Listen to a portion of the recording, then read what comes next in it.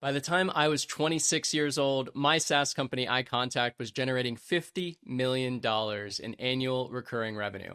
We had 300 employees, 70,000 paying customers, and we were the 81st fastest growing private company in America.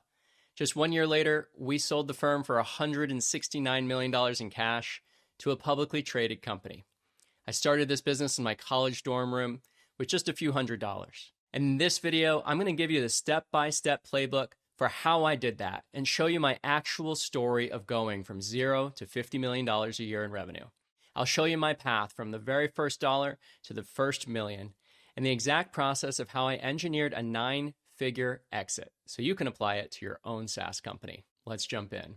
I'll talk first about my origin story and the mindset that shaped me. I grew up in Bradenton, Florida, near Tampa. I was the only son of a minister from Pennsylvania and a social worker from England. My mom, Pauline, was a big influence to me. She gave me the books Think and Grow Rich, Rich Dad, Poor Dad, and The Lexus and the Olive Tree when I was 16. She got me interested in business.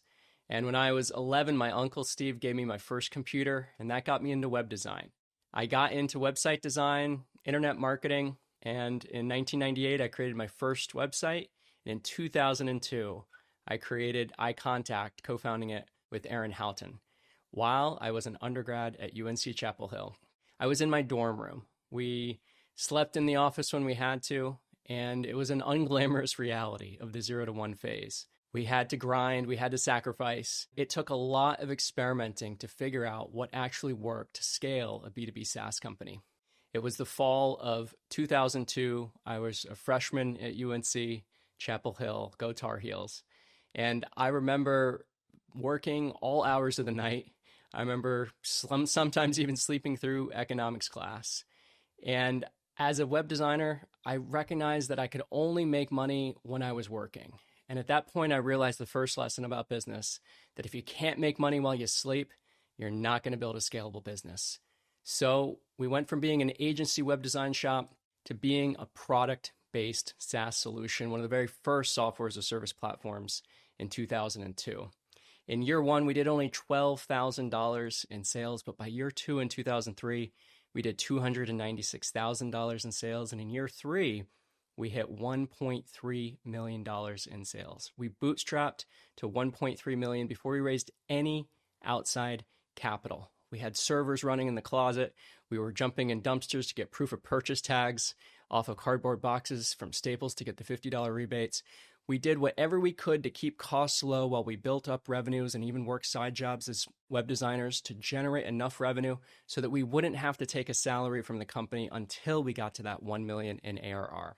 Once we got to that 1 million in ARR mark, we had to build the growth engine to scale. We had to build systems that could work without us. We were done with jumping in dumpsters for $50 rebates. We were done with going door to door to get our first $20 customer for iContact, our email marketing software. Now we had to figure out unit economics. We had to figure out multi-channel customer acquisition, and we had to figure out how to build a team, and we had to raise capital to grow. Once we knew that $1 in of marketing turned into $6 of lifetime revenue. Once we knew our unit economics and we knew it cost us $500 to get a customer that would turn into $2,000 to $3,000 in lifetime revenue, all we did at that point was we went out, raised capital, got the right team, hired the right engineers, built the product that was truly useful and very easy to use, and we became absolutely obsessed with our unit economics, with our numbers like our ARPA, average revenue per account,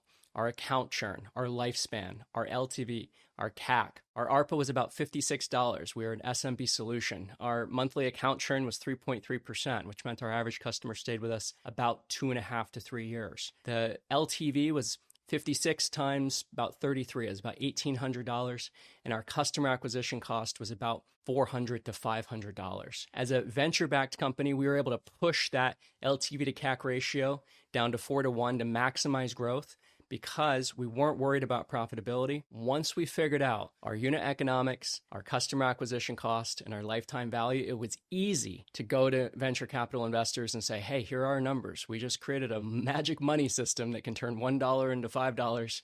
Would you like to invest? As opposed to it being just based on hype or trends. We invested a lot in Google Ads. We invested early on in meta ads, in radio ads, in direct mail postcards, and the unit economics justified it because it was a land grab. We were competing against MailChimp and Constant Contact. We were the second largest email marketing software provider with 70,000 paying customers back then, bigger than MailChimp. And we used a lot of search engine optimization and a lot of affiliate marketing. We got about 60 to 70% of our customers through paid digital ads, mostly Google Ads.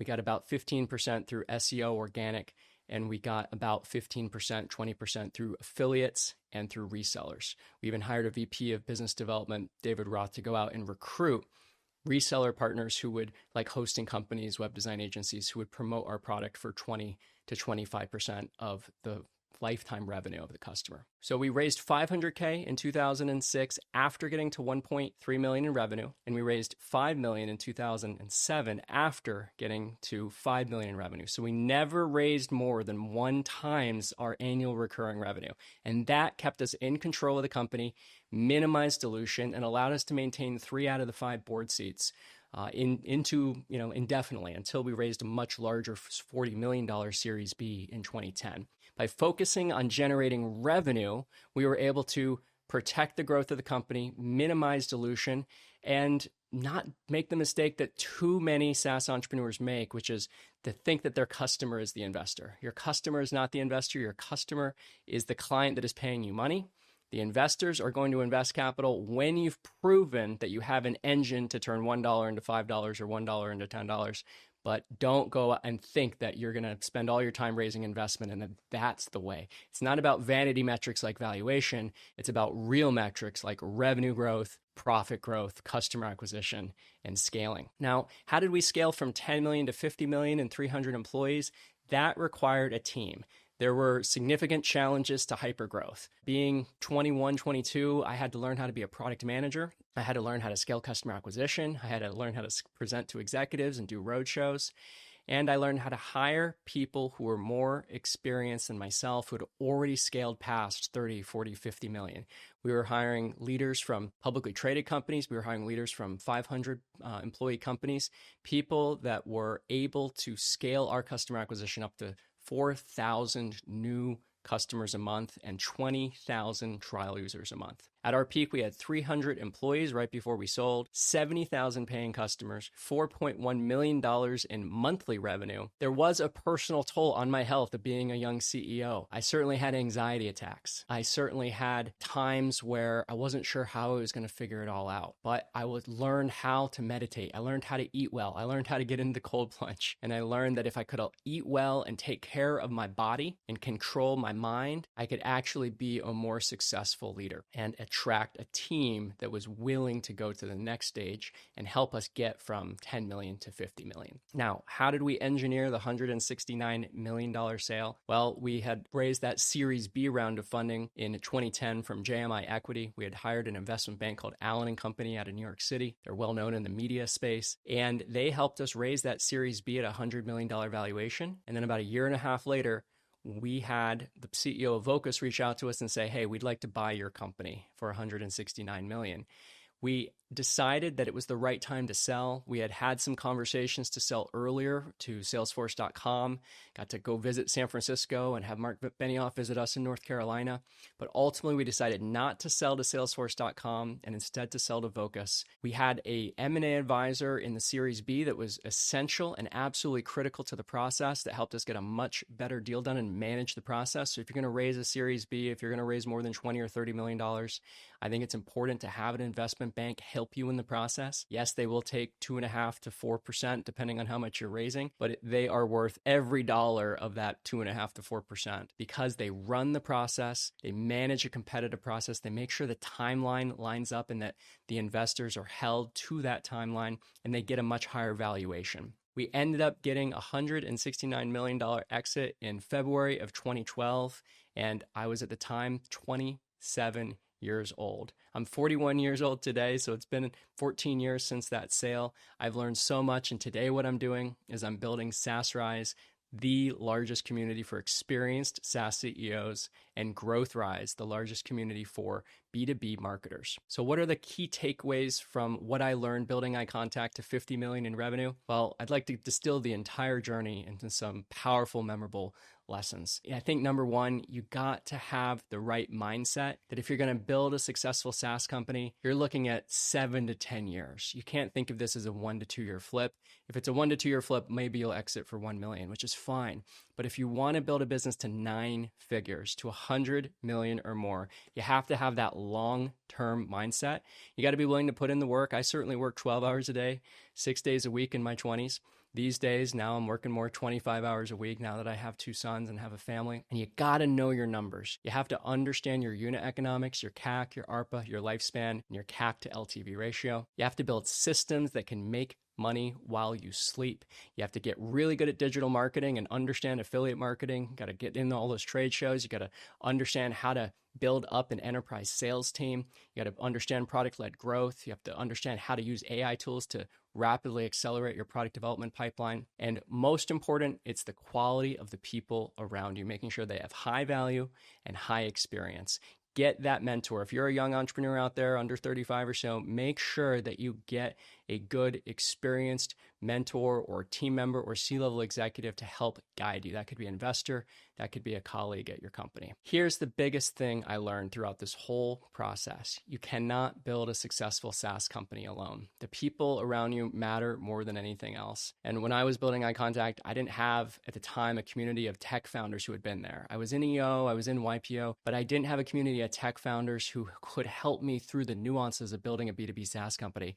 I had to figure it out mostly by myself and with a few colleagues we hired. And this is why over the last few years, I've created a community for software CEOs and founders called SaaSRise. I hope you'll join us at saasrise.com. In a nutshell, SaaSRise is a growth mastermind community for B2B SaaS founders with 1 million to 100 million in ARR. It's a network and community I wish I had when I was scaling up Eye Contact and all the other companies I've helped scale up over the years like Tatango, Instantly, Clearstream, and many more. We now have over 400 CEOs and founders in SaaSRise, all on the same journey, sharing what's working. We don't have any noise or spam or beginners. It's just experienced CEOs and founders who are working together to the same goal. If you qualify and you're at that million in ARR mark or higher, come join us at saasrise.com. And if you're a SaaS founder in that range and you want to scale faster, check out growthrise.com for our mastermind community for B2B growth marketers at larger companies or founders who are still running their marketing. So if you want to learn more, click here to watch me break down exactly how one of the most successful and fastest growing B2B SaaS companies is actively scaling today.